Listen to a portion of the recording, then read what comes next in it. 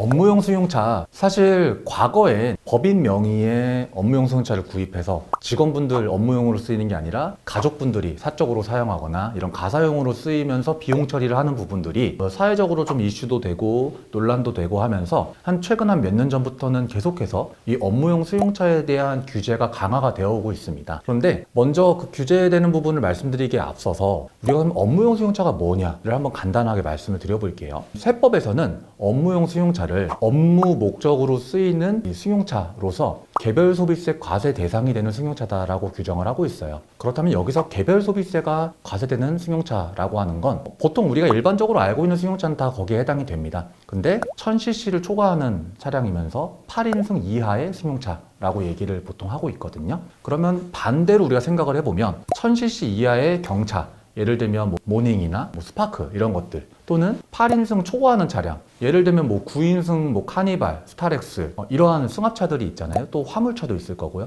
그러한 차량들은 사실 이 업무용 승용차에 포함이 되지가 않기 때문에 관련돼서 발생하는 비용은 전부 다 우리 인정을 받을 수가 있습니다. 이러한 규제가 적용될 거 없이요. 다만 우리가 일반적으로 이제 얘기하는 이런 승용차 같은 경우에는 몇 가지 규제 사항을 적용받게 되는데요. 그 부분을 이제 한번 좀 말씀을 드려볼게요. 첫 번째로는 올해부터 시행된 부분입니다. 법인 명의의 승용차를 구매하시고서 이 차량 구매하시는 차량가액이 8천만 원이 넘어간다라고 하면 아마 최근에 좀 보셨을 거예요. 연두 색깔의 그 전용 번호판을 부착하셔야 됩니다. 이거는 이제 올해부터 적용이 되는 부분인데 사실 법인 명의의 차량이기 때문에 개인 사업자로 하시는 우리 선생님들한테는 이 부분은 적용되지 않을 수도 있겠네요. 그 다음으로는 업무 전용 자동차 보험에 가입을 하셔야 되는 부분입니다. 만약에 업무 전용 자동차 보험에 가입을 하시게 되면 이때는 보장 대상이 운영하시는 이제 사업체의 직원분들로 되거든요. 그러다 보니까 이 전용보험에 가입을 하시게 되면 사실상 우리 가족분들이 타시는 건 좀 어렵게 된다 라는 부분이고요. 그 다음 또 세 번째로는 우리 차량 운행 기록부를 작성을 해주셔야 돼요. 이 차량 운행 기록부라고 하는 거는 말 그대로 운행 일지인데요. 내가 이 업무용 승용차를 타고 다니면서 업무에 어디에 쓰였는지를 이제 다 일지에다 적는 거죠. 이 일지에 적은 그 전체 거리 중에서 실제 업무용으로 쓰인 비율만큼을 차량 유지비에서 인정을 받게 될 겁니다. 업무용으로 쓰였다라고 하는 거는 어떤 부분들이 될 수 있겠냐? 예를 들면 출퇴근, 당연히 업무용으로 쓰인 거 비율이겠죠? 또는 우리 직원, 임직원분들의 경조사를 위해서 갔다 온다던가 이러한 부분들은 다 업무 사용 비율로 인정을 받을 수가 있으신 부분입니다. 업무용 승용차를 타고서 방금 말씀드렸던 이 세 가지 의무를 다 지킨다라고 하면 이때는 한 해 동안 내가 발생하는 차량 관련된 비용들 중에서 전부 다 이 업무 사용 비율에 따라서 인정받을 수가 있게 됩니다. 즉 경비 처리가 가능한 부분이죠. 근데 만약에 지키지 못했다 라고 한다면 이때에는 약간의 한도가 적용이 돼요. 일단은 첫 번째 같은 경우에는 차량을 내가 취득하거나 아니면 리스나 렌탈을 하게 되잖아요. 그때에 발생하는 감가상각비가 있을 건데요. 이 감가상각비 같은 경우에 연간 800만 원까지만 적용받을 수가 있습니다. 그리고 이 연간 800만 원에 사실 적용받는 이 부분은 감가비 한도 부분은 방금 말씀드렸던 의무를 다 지키던 지키지 않던 그냥 무조건 800만 원에 대해서 한도를 두고는 있어요. 그리고 만약에 여기에다가 추가로 이 의무를 지키지 않은 분들 같은 경우에는 이 차량 유지비가 전체로 쳤을 때 1,500만 원까지만 인정을 받게 됩니다. 만약에 내가 예를 들어서 차량의 감가비와 그 외에 유류대라던가 아니면은 차 수선비 또는 톨비 이러한 부분들을 또 보험료도 낼 거고요. 자동차세도 낼 건데 이러한 것들을 다 합쳐서 예를 들어서 2천만 원이 발생을 했다라고 한다면 결과적으로는 1,500까지만 인정받고 나머지 500만 원은 인정받지 못하는 경비 처리를 할 수 없는 상황이 되는 거죠. 그래서 내가 딱 봤을 때 우리 같은 경우에는 차량 관련된 비용이 연간 1,500만 원 이하로 발생한다라고 하면 전략적으로 이러한 운행 일지를 작성하지 않을 수도 있을 거예요. 근데 1,500만 원 넘어간다라고 하면 이때에는 방금 말씀드렸던 의무를 다 지켜서 업무 사용 비율만큼 차량 유지비로 인정받는 것이 좋겠습니다. 저희가 이 병원을 경영하시는 데 있어서 세금 측면에서만 한번 생각을 해보자면 소득률 관리가 아닐까 싶습니다. 소득률이라는 거는 우리가 매출액 대비 사업소득 금액의 비율을 말하는데요. 그럼 여기서 사업소득 금액이라고 하는 거는 우리 총수익 금액, 아마 매출액이 일반적으로 될 거예요. 총수익 금액에서 필요경비를 뺀 금액이 바로 사업소득 금액이 됩니다. 그러면 내가 전체 매출액 중에 이 소득 금액이 얼마냐 그 비율을 의미하는 거고, 결국에는 그 말은 전체 매출액 중에서 이에 빠지는 이제 경비로, 필요 경비로 처리된 금액은 얼마냐라는 말과도 동일합니다. 근데 이게 왜 중요하냐면, 일반적으로 저희가 보통 이제 국세청에서는 각 업종별로 표준 소득률이라는 것을 좀 두고 관리를 하고 있습니다. 이 표준 소득률은 사실 지금은 좀 없어진 말이기는 한데, 국세청에서는 업종별로 표준 소득률을 두고 여기에 내가 신고를 한 것을 보면서 표준 소득률보다 좀 높다라고 하면 성실하게 신고를 했구나. 만약에 표준 소득률보다 좀 지나치게 낮다라고 하면 뭔가 매출을 누락했나? 뭔가 덜 잡았나? 아니면 경비를 너무 과다하게 잡았나? 이러한 의심을 할 수 있게 되는 그 기준이 되는 거다라고 생각을 해주시면 좋을 것 같아요. 이 표준 소득률을 제가 그냥 간단하게 좀 업종에 몇 개만 좀 대표적으로 말씀드려 보면, 우리 성형외과의 경우에는 57.3%, 그리고 우리 피부과 같은 경우에는 31.7%, 그리고 내과나 소아과는 29.5%, 그리고 정형외과가 25.2%, 그리고 우리 안과가 30.5%, 그리고 이비인후과가 26.9%, 요 정도가 될 거예요. 그럼 내가 만약에 이비인후과를 좀 운영을 하고 있다라고 가정을 해보면, 좀 전에 제가 말씀드렸던 표준 소득률이 26.9%잖아요. 그럼 내가 신고한 소득률이 이 표준 소득률인 26.9%보다 너무 낮아. 그러면 국세청에서는 왜 낮지? 라는 걸 의심하고 좀 더 꼼꼼하게 철저하게 보려고 할 수가 있다는 점입니다. 그래서 평소에 우리는 이 표준 소득률에서 지나치게 벗어나지 않도록 좀 관리를 해주시는 부분이 중요할 것 같아요. 그러면 이런 생각이 또 들죠. 표준 소득률이라는 게 있는데 사실 여기에 무조건 다 똑같이 맞추기가 어려울 수도 있잖아요. 개별 상황에 따라서. 그렇기 때문에 정말 이건 우리 회사만의, 우리 병원만의 각각의 특성에 따라서 조금 다를 수도 있어요. 무조건 표준 소득률과 똑같아야 한다는 건 아니에요. 대표적으로 이런 경우가 있겠죠. 예를 들면 내가 개원을 이제 막 시작했습니다. 그러면 아무래도 초기에 이 사무실, 우리 병원을 인테리어 하는데 비용이 크게 들어갈 수가 있잖아요. 그러면 당연히 소득률이 낮아질 수밖에 없을 거예요. 또는 우리 병원은 다른 어떤 경쟁 병원보다 훨씬 더 질 높은 의료 서비스를 제공을 하기 위해서 뭔가 비싸고 되게 고급스러운 좋은 의료기기를 도입했다라고 하면, 아무래도 그 의료기기를 도입하는 데 들어가는 비용이 이제 경쟁 병원보다 더 많이 들어갔을 수가 있잖아요. 그러면 소득률이 낮아질 수밖에 없을 거고, 이러한 점들은 당연히 개별 상황에 따라서 충분히 인정이 될 수 있는 부분이고, 향후에 국세청에서 그걸 물어볼 때 입증할 수 있는 자료만 갖춰주시면 괜찮을 것 같습니다. 의사 선생님들 같은 경우에는 아무래도 사실 직종이 주는, 의사라는 직종이 주는 사회적인 지위도 있고 또 사회적인 관심이 있다 보니까 국세청에서도 더욱 꼼꼼하게 보고 또 세무조사도 더 철저하게 하는 편입니다. 또는 과거 사례를 보면 필요시에는 그러한 이제 고소득 전문 직종을 대상으로 해서 기획조사를 하기도 하죠. 그래서 그러한 세무조사 사례가 최근에도 국세청에서 발표한 게 있는데요. 이런 겁니다. 우리 성형외과에서, 어떤 한 성형외과에서 상담실장님이 이제 현금 할인 이런 식으로 이제 현금으로 받는 거로 되게 이중 가격을 제시를 하셔가지고서 현금 수령한 금액을 ATM기로 입금을 한 거죠. ATM기로 입금된 그 계좌는 당연히 비사업용 계좌였고요. 그래서 나중에 이제 세금 신고를 할 때에도 이 매출은 다 누락이 됐던 거죠. 그리고 나서 이 매출 누락한 자금으로 향후에 우리 가족들이, 이제 그 선생님의 가족들이 부동산을 취득을 하게 됩니다. 그래서 결국에는 세무조사를 통해서 드러난 부분. 자, 우리 여기에서 제가 말씀드리고 싶은 게, 실제 우리 선생님들께서 또 어떻게 보면은 좀 오해하시거나 쉽게 생각하시는 부분 중에 하나가, 나는 안 걸릴 수 있다라는 생각입니다. 근데 지금 우리나라의 이 국세청의 전산 시스템이 엄청나게 잘 되어 있어요. 그리고 그렇기 때문에 웬만한 아까 말씀드린 표준 소득률이라던가 이러한 다른 누적된 수치들, 또 비교할 수 있는 수치들이 워낙 많아서 또 현금 매출 이 비율도 다 가지고 있으니까 드러날 수가 있습니다. 또 그뿐만이 아니라 설사 내가 현금으로 받아서 신고 안 하고 안 걸리고 있어요. 그럼 그 현금을 어떻게 할 거냐? 결국에는 그 현금으로 부동산을 산다거나 아니면 어딘가에 금융투자를 한다거나 이렇게 뭔가를 해야 되잖아요. 그럼 그걸 하게 되면 그 자금이 결과적으로는 다 수면 위로 올라오게 됩니다. 그러면 국세청에서는 그 부분이 파악이 되어서 자금 출처 조사를 나가면, 자금 출처 조사를 나가게 되면 결국 세무조사를 받으면서 거래 내역, 계좌 내역을 다 보게 되거든요. 계좌 내역을 다 보게 되면 그때는 결국 매출 누락이 드러나게 되는 거죠. 만약에 우리가 아까 소득률도 제가 말씀을 드렸잖아요. 주기적으로 소득률 좀 추이를 관리를 하시면서 내가 만약에 좀 표준 소득률보다, 또는 내가 일반적으로 가지고 있는 소득률보다 좀 낮게 나온다라고 하면 왜 좀 낮게 나왔지를 한번 보는 거죠. 그럼 거기에 봤더니 매출 누락이 발견될 수도 있을 거고요.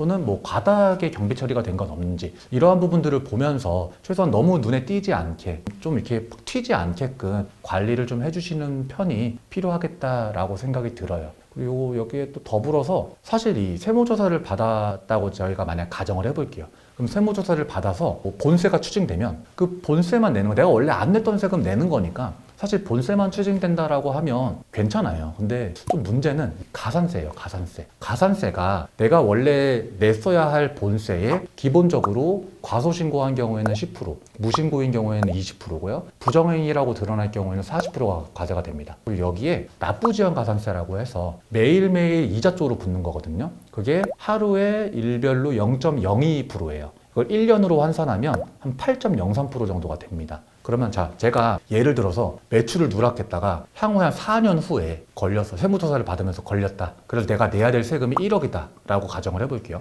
그러면 원래 내가 내야 할 본세가 1억이고 여기에 과소신고 가산세가 10%, 그러면 1,000만 원이겠죠? 여기에 아까 제가 납부지연 가산세라고 해서 1년에 한 8.03%, 8%로 잡으면 4년이면 32%잖아요. 3,200. 그러면 1억의 본세만 내는 게 아니라 여기에다 함께 4,200만 원의 가산세도 같이 내는 거예요. 거의 절반에 가깝잖아요. 그렇기 때문에 제 생각에는 고의적인 매출 누락보다는 이 부분은 되도록이면 하지 않는 게 좋겠다라는 생각이 듭니다. 병원을 개원하던 뭐 인수하던 일단 그 처음에 우리가 자금이 필요할 거잖아요. 그러면 저는 세금 측면에서 생각을 했을 때 이 자금 조달을 어떻게 하는지에 따라서 좀 발생할 수 있는 이슈를 말씀을 드려보고 싶어요. 먼저 만약에 내가 이 자금을 자기 자금, 그러니까 내 돈이 있어요. 자기 자금으로 그냥 조달한다 라고 하면 사실 뭐 세무적으로는 이슈될 부분은 없을 겁니다. 그냥 내 돈으로 그냥 하는 거니까. 근데 만약에 이 자금을 은행에서 대출을 받았다. 그럼 이제 타인 자금이 되잖아요. 그때는 어떻게 되는지를 한번 생각을 해볼게요. 먼저 은행으로부터 내가 자금을 조달하면 현금이 들어오게 될 거고요. 그 다음에 차입금으로 부채로 잡히게 되겠죠. 그러면 이 부채 차입금에 대한 이자가 이제 매월 지급이 될 거고요. 그럼 이 이자 비용에 대해서는 우리가 경비 처리가 가능한 부분이다. 즉 만약에 연간 이자로 1,000만 원을 지급을 했다라고 가정을 해볼게요. 그러면 내가 만약에 최고 세율 구간이다 라고 하면 49.5% 잖아요. 그러면 이 495만 원의 경비 처리가 가능한 부분이죠. 이거를 자기 자금으로 우리가 함께 생각을 해보면, 그래서 내 돈으로 무조건 전부 다 내 돈으로 하면 무조건 좋은 거냐? 이게 세금 측면에서 생각을 해봤을 때는 꼭 그렇지만 않을 수도 있다. 왜냐하면 자기 자금으로 하면 물론 내 돈이라는 안정성은 있긴 한데 비용 처리로 된다거나 하는 부분들은 아무것도 없거든요. 근데 은행 자금을 또 같이 대출을 받아서 우리가 레버리지를 더 활용할 수 있는 부분이 있다. 비용 처리도 하면서 내 타인 자금으로 더 높은 수익률을 내면 어떻게 보면 더 이익을 보는 부분이니까요. 그런 점을 좀 참고로 해서 말씀드리고 싶고, 자 그러면 자기 자금, 또 우리 은행 대출, 그 다음으로는 가족한테 빌릴 수도 있을 거예요. 만약 가족한테서 이제 금전 대차 거래를 통해서 자금 조달하는 경우에는 세무적으로 어떤 이슈가 발생할 수 있는지를 한번 볼게요. 먼저 세법에서는 이제 원칙적으로는 우리 가족 간의 금전 대차 거래는 증여한 걸로 추정을 하고 있습니다. 즉 인정해주지 않으려고 해요. 그럼 이게 실제로 금전 대차 거래야라는 것을 우리가 입증을 해줘야 됩니다. 그럼 우리가 입증을 하기 위해서는 기본적으로 차용증을 써야 되겠죠. 그리고 또 이자, 이보다 더 중요한 건 사실 이자 지급 내역, 그리고 원금 상환 내역, 이러한 내역을 갖추고 있어야 한다는 겁니다. 향후에 국세청에서 이 부모님으로부터 내가 돈을 빌렸어 라고 이제 주장할 때 그 빌렸다라는 거를 어떻게 믿어? 보여줘 라고 하면 당연히 근거 자료들을 제시를 해야 되겠죠. 근데 여기에서 굳이 차용증 같은 경우에는 사실 그 이후에 사후적으로 막 소급해서 써버릴 수도 있잖아요. 그래서 국세청에서도 이 차용증에 대해서는 그렇게 크게 의미 부여를 하지 않습니다. 오히려 제가 볼 때 더 중요한 건 실제 그 당시에 어떻게 하기로 약정한 거에 맞게끔 이자 지급이라던가 원금 상환이 된 내역을 갖추는 게 더 중요하다라고 보여지고요. 만약에 이제 이렇게 해서 증여가 아니다라는 거를 입증을 됐어요. 그러면 빌린 건데 그에 대한 이제 이자 지급에 대해서도 또 증여세를 과세하려고 할 수가 있습니다. 이게 두 번째 허들이에요. 이거는 이제 세법에서는 금전 대차 거래에 따른 이제 증여세 과세, 증여 이익에 대한 증여세 과세 이슈인데요. 이런 겁니다. 내가 만약에 타인으로부터 아까 은행처럼 은행으로부터 예를 들어서 빌릴 때에는 5%의 금리, 5% 금리를 내가 빌렸어요. 근데 가족으로부터 빌릴 때는 1%만으로도 내가 빌렸다라고 하면 4%, 내가 만약에 은행한테 빌리면 타인한테 빌리면 5%로 빌려야 되는 건데 내 가족한테 빌렸기에 1%만으로도 빌릴 수가 있었던 거잖아요. 즉 4%만큼의 이익을 받고 그 이익에 대해서 증여받은 걸로 보겠다라는 규정이거든요. 다만 무조건 다 그렇게 보지는 않고 이 증여 이익으로 보는 금액이 1,000만 원 이상인 경우에만 증여세 과세가 적용이 됩니다.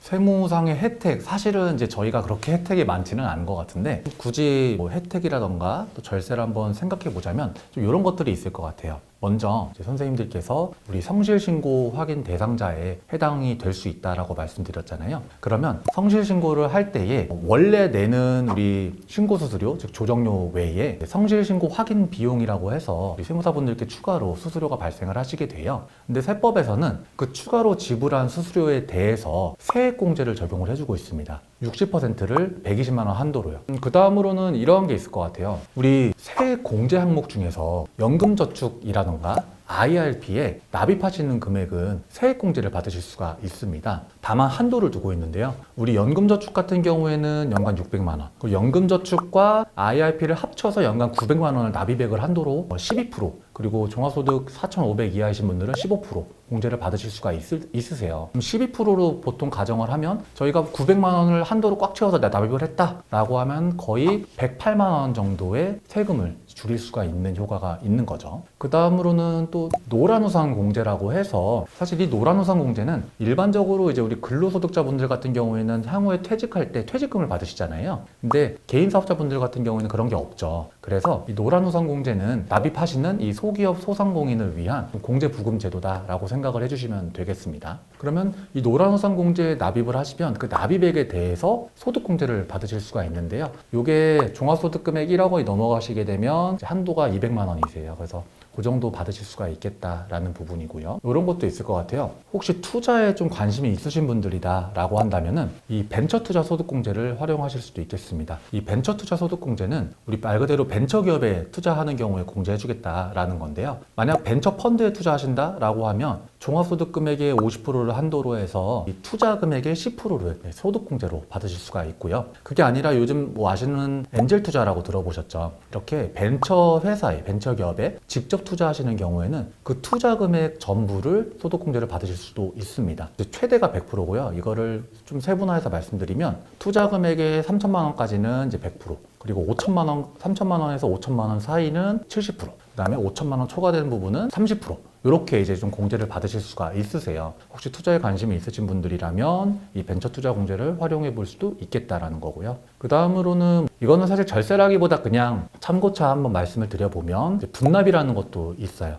원래 우리 종소세는 아까 말씀드렸던 것처럼 한 해 동안 발생한 소득 활동에 대한 세금이라 일반적으로 세부담이 클 수 있습니다. 그래서 분납제도를 활용을 하셔서 내가 납부해야 될 세금의 절반은 이번에 내고 나머지 절반은 2달 후에 납부해서 그 세부담을 조금 완화시켜주는 방법으로도 활용하실 수가 있을 것 같습니다. 사실 이 절세는 뭐 제가 생각을 하기에는 결과적으로는 가장 정확하게 신고하는 게 결국에는 최선의 절세법이라고 생각을 해요. 왜냐면 내가 요즘에는 아까도 말씀드렸지만 워낙에 국세청의 전산 시스템이 잘 되어 있고 과거부터 쭉 누적되어 온 데이터들이 다 있습니다. 그런 데이터들을 활용을 해서 현금 매출이 아니면은 뭐 소득률, 아까 말씀드렸던 소득률이 좀 이상하다거나 이러한 부분들이 누적되면 세무조사로 나와서 적발될 가능성이 아주 높거든요. 그러다 보니까 제 생각에는 지나치게 세금을 줄이려고 하기보다는 아무래도 가장 최선은 정확하게 신고를 하고 그 안에서 제가 좀 전에 말씀드렸던 뭐 소득공제나